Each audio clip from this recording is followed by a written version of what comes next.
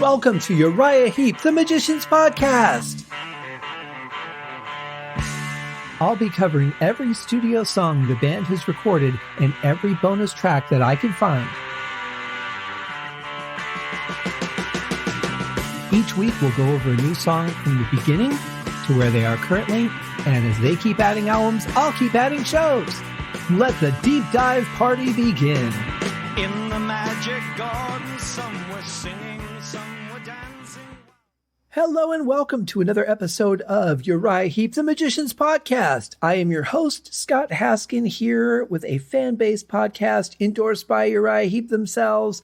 And boy, this episode is about a real classic, one of their most popular songs, Lady in Black.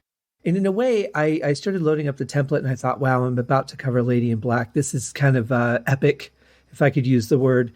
No one's here to stop me, so I'm going to use it, epic.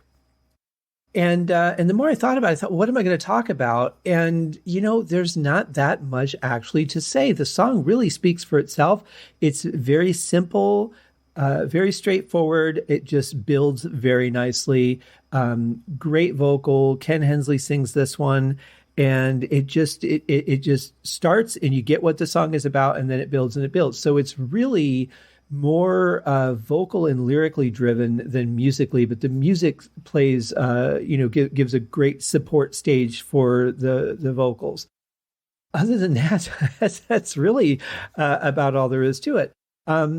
There are a couple of interesting things, though, and I put links in the show notes for this. There are 2 episodes so far of Ask Mick, and I believe I've heard all the episodes. But there are 2 episodes in particular that deal with the song Lady in Black. The first one is Ask Mick episode number 38, and he talks about a band in Romania that did a cover of the song, and he and Bernie contributed to that. And then episode 42 talks about, somebody had asked about the similarities between Lady in Black and a song by Rainbow called Temple of the King. I don't know exactly what they thought the connection was, but I guess I could kind of see it. They're both very gentle songs. They've got a really nice choral feel to them. Not really similar subject matter or exact song structure, but very simple and just a beautiful delivery. But interestingly, as Mick pointed out, and I did not know this prior, but Blackmore's Night actually had done a cover of Lady in Black, and I've heard it. It's absolutely beautiful, and that is on the album Dancer in the Moon. Check that out. I'm sure it's on Spotify. You can get it on Amazon, iTunes, all those good places. And of course, obviously check out all the Uriah Heep albums if you haven't already.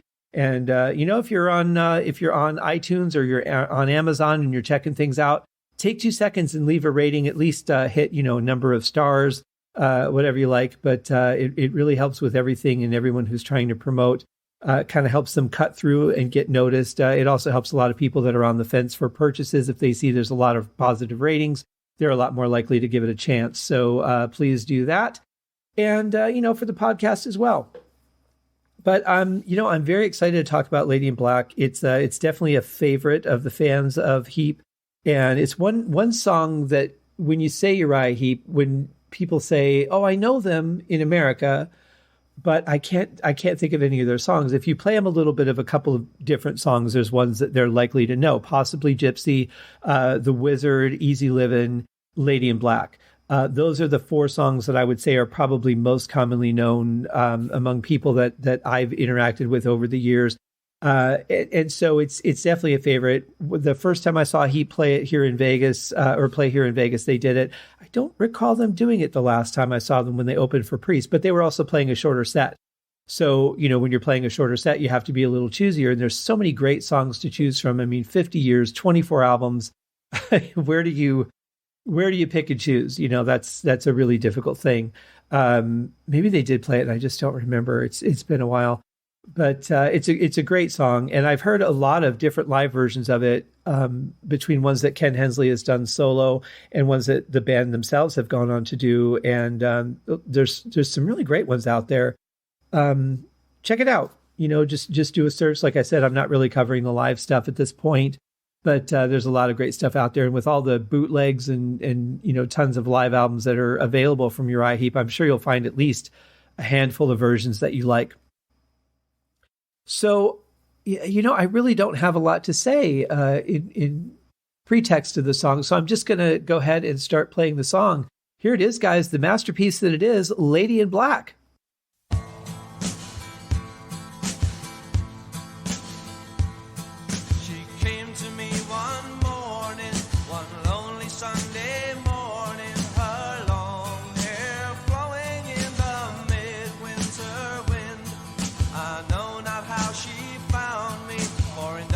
I was walking and destruction lay around me from a fight I could not win.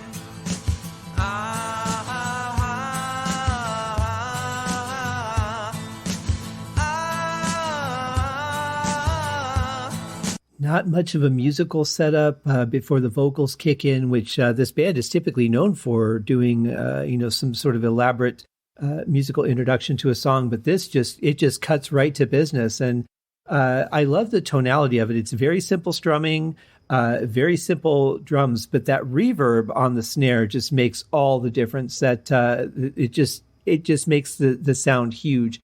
And in a way, this is kind of what I would like to consider a campfire song. You could easily just have a couple people with guitars. Everybody sits around the campfire and sings a song. But with the drumming, of course, it adds another level of that would have to be compensated for. And you're certainly not going to get that reverb at a campfire. But it definitely is a character in the song just as much as anything else. Effects, a lot of times, we don't necessarily think about them. We just take them as a matter of part of the sound that we're hearing. But those are, they're finely tuned. There's a lot of settings. There's different things you can do with them. And those become just as much of a character as any instrument, as much as the room you're recording in, and all those things that shape the sound for a song or for an album. But I don't know whose idea that was, but that was a great idea because it really adds a lot of depth to the song. Also, just the layering of the acoustic guitars is really nice. It just kind of gives you a feeling of let's all just kind of gather around and hear the story.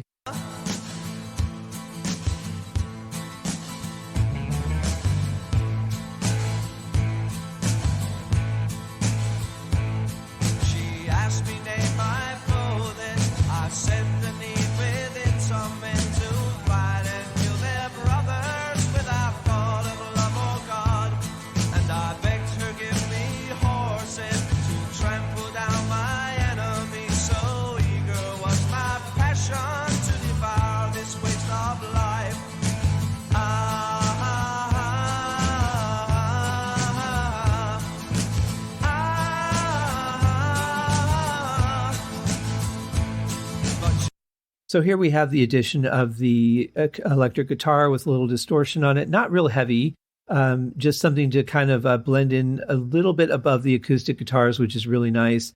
And then Paul Newton on bass, just following that little lick, the intro lick along with Mick.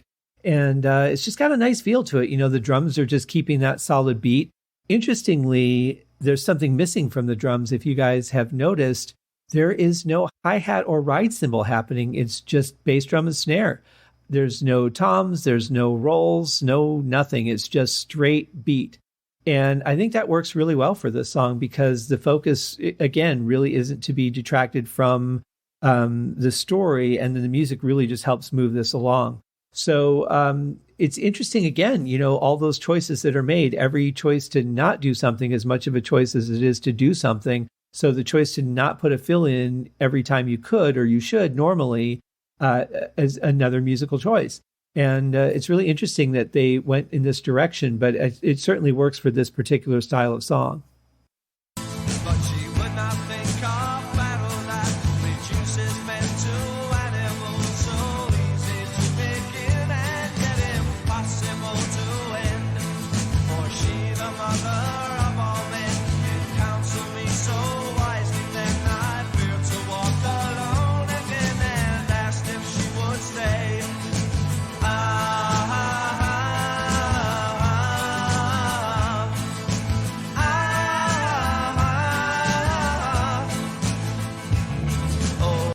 So here the story is really progressing. He meets this person and she's obviously got some ideals that he finds appealing in his situation that seems a little bit desperate. And she's really taking him in and kind of just, hugging him and saying it's going to be okay. And we're going to get through this. And it's really interesting how sometimes in life you can meet somebody and just have that sort of connection with them right off the bat. And I really enjoy listening to this tale unfold as many times as I've heard it. I get a lot of visuals in my head, the same ones that I think I've had since the very first time I heard the song, or at least within the first couple of times I heard the song, because in my head, I'm a very visual person. When I read a book, when I read a poem or something, I have my visualizations of it. And I used to play these text adventures. I still do every once in a while. If you're familiar with games like Zork, where it's just text, there's no graphics, and it tells you, you're in a cavern, you can exit to the north, there's a staircase to the west, that sort of thing. And then in your mind, as you're going through these rooms and reading these descriptions, you picture them. And every time you go back to that room, you get that same visual.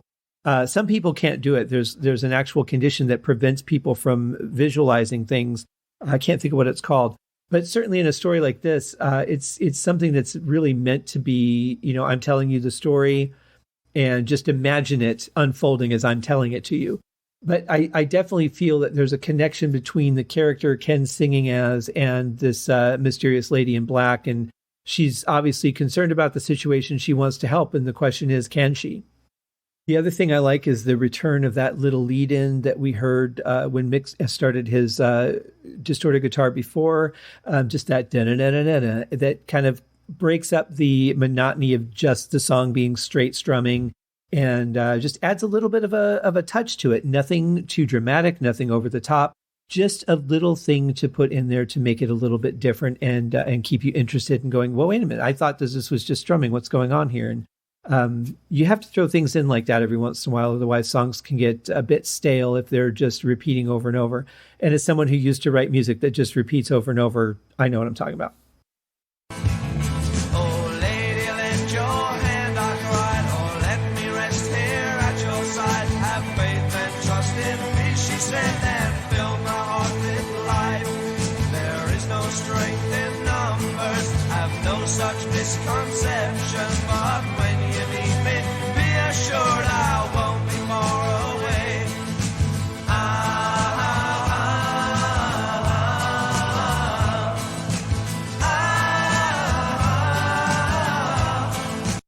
So the song's growing a bit here. We now have the addition of a second voice singing along with Ken. I'm not sure whether that was him or someone else, but there's definitely, it sounds like it's him. But there's definitely a second voice singing along, so that's an addition. We also have more voices in the choral part there. And we also have strings that were added. And at first I thought, well, sure, they had the orchestra when they were recording Salisbury, but, they said, hey, why don't we put something on this song? But you know what? There was no string section on Salisbury, so this is something different. Whether it's keyboard strings or live strings, I'm not sure. I wasn't able to find anything on that. But definitely it really enhances the song at this point. You feel it's building. You're getting a more emotional feel. Strings always bring that emotional side to it. Even though they're not playing vibrato, they're playing very straight bowing, which is great, though. It's exactly what the song needed. And it's just like that little lick. It's something to add to build another dynamic, to thicken the audio of it, to feel a little bit more emotion. And I love the way that it's just gently blended in there. It's very beautifully done. And now as we head into the very last, the last verse, I always get kind of like, I guess emotional would be the right word, because she's kind of saying like, hey, I'm here for you, but I'm not really going to be here for you. Like, I'm not going to be walking with you. I'll be nearby if you need me, but bye. I'm leaving. And that always sets this sense of, I guess, a little bit of sense of loss for me. I feel like, hey, I'm just getting to know this person. She seems really amazing. She has a really, really fantastic outlook on life. She doesn't, want to go into war. She wants to make things peaceful and better. She wants to comfort. And now she's just like, bye. And that kind of sucks. So yeah, I always get that little sense of dread when we're getting to this part, and the strings certainly help enhance that feeling for me. And even though it's kind of like I feel warm because there's somebody there for that comfort, but she's not like right there. So now I have to find that comfort in her memory. And I don't know, it's just, it's always made me feel a bit sad when I got to this point of the song, grateful but sad. It's a really weird combination of emotions. I don't know. How do you guys feel about this part? Let me know. I'd be curious. Thus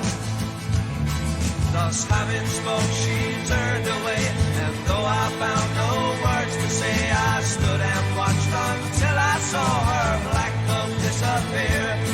My labor is no easier, but now I know I'm not alone. I find new heart each time I think upon that windy day. And if one day she comes to you, drink deeply from her words so wisely, courage from her at your prize, and say hello for me.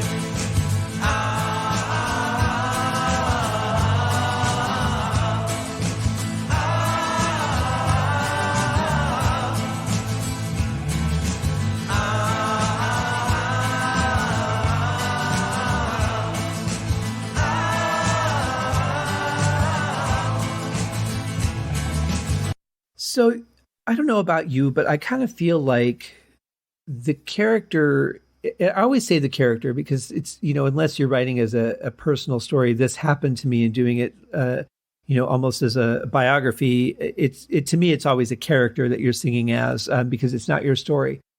But I kind of feel like the character is sad that she's gone, but it's like she touched my heart, and I have this warm glow. And I feel good, but I'm also like sad that she's gone. I'll look back at her with fond memories of this, short time we spent together. But, I'm on my own here, and I just have, her light that I carry around with me. And that's kind of sad, but there are those people in our lives that we meet for a very short time for one reason or another. And sometimes those people have the biggest impact.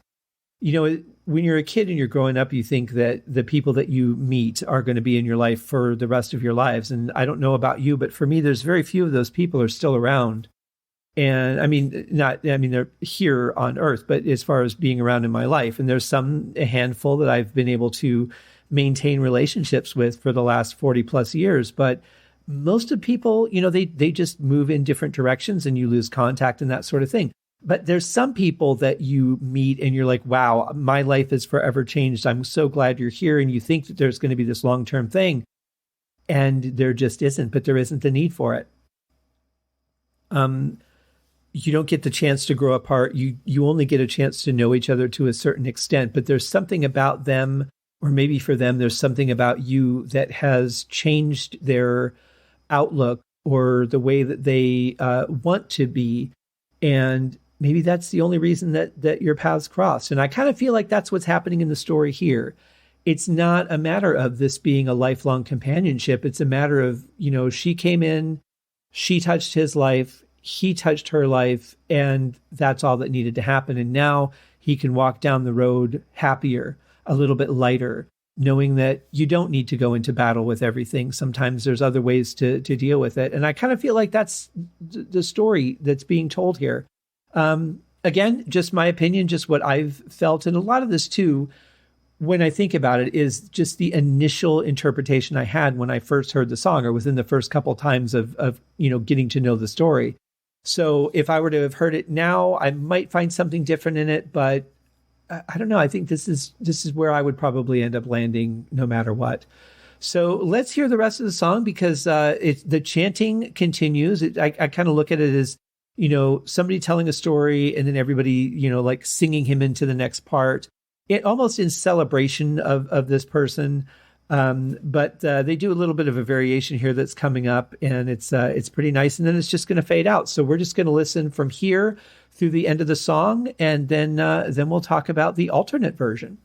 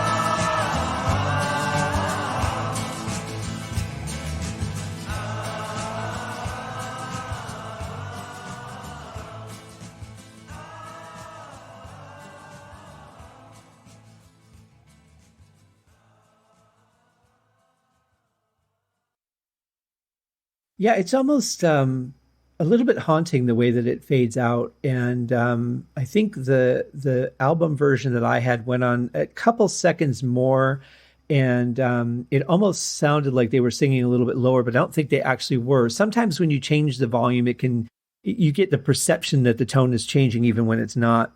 But yeah, such a powerful ending. I really love the way that they dropped out all the instruments except for the bass and drums and just kept the vocals going, and then slowly faded the instruments, the rest of the instruments back in.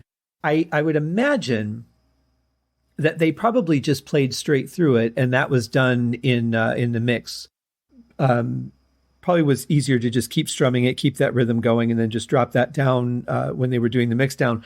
I don't know that they did it that way, but if it were me, that's probably how I would have done it. But the reverb you can hear too in the vocals there in that last section. It's like the front voice is not very heavy in reverb, but the rest of the voices are, and it kind of gives like a big, almost like a bigger crowd effect. Like there's more people there than there really was. But it's such a beautifully crafted song. There's a lot of beauty and simplicity, and I know I've said that it's very simple. But don't let that take away from my opinion of the song, because it's a beautiful song. And, sometimes you don't need to do a whole lot of things. Sometimes it's nice to dial it back here and there. And they certainly did on this one. They put in just enough additions to keep it going and make it interesting and keep it building, but never distracted from the story that was being told. The music just fully supports the vocal. And for a song like this, that's exactly what it should be. I can't say enough good things about this song. But what I can talk about is there's an alternate, what's called the previously unreleased version of this song. And there are a couple of differences that I find a little bit fascinating. One is a strange edit, and I'll play that first. So I'll play you how it sounded in this album version of the song, and then I'll play you the alternate version and see what you guys think.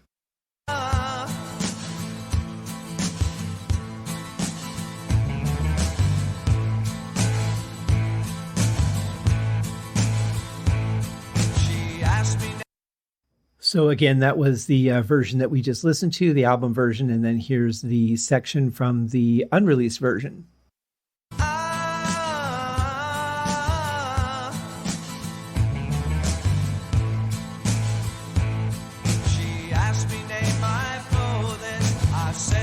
So they really chopped that down. They took out the breathing room between the vocal before the guitar starts in with the bass following. And then they only did one pass of that and then went right back into the vocals. So it's, if I'd heard it with, first, it probably would be fine. And I would probably think that the regular version was too elongated there. But boy, it just seems really quick, and it doesn't allow for you to take that breath there that the other version does. So I could kind of see why they didn't do that in the final. And then the other part is even stranger. It's probably something that would have been done for radio. I would think the fade just comes in very, very quickly and goes very fast in comparison to the original song. So I'm going to play you the ending of that and how quickly it fades. Drink deeply from her words so wisely, courage from her at your prize, and say hello for me.